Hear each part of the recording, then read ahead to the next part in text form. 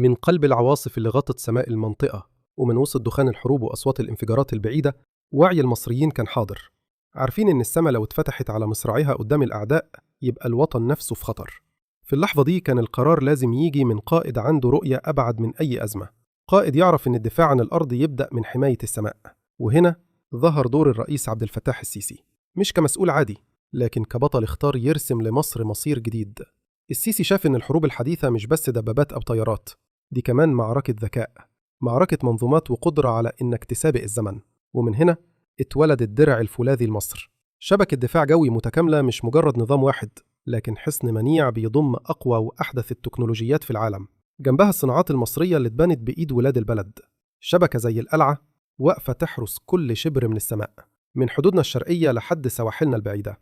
الدرع ده مش بس أسلحة وصواريخ، ده انعكاس لقوة قرار، لقائد مؤمن إن مصر مش أقل من أي قوة عظمى، قائد جمع بين الحكمة والجرأة وخلى الجيش يبقى واقف على أرض صلبة، قادر يردع أي تهديد قبل ما حتى يقترب.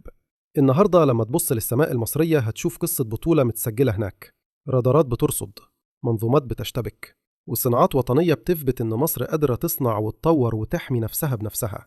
كل ده ما كانش ممكن يحصل من غير رؤية السيسي، اللي فهم إن الاستقلال الحقيقي يبدأ من القوة.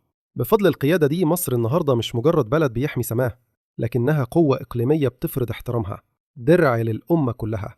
والرسالة واضحة، في زمن بيسقط فيه الضعفاء مصر اختارت تكون الحصن، واختارت قائد يكتب فصل جديد من بطولة وطن، فصل عنوانه اللي يملك السماء يملك البقاء.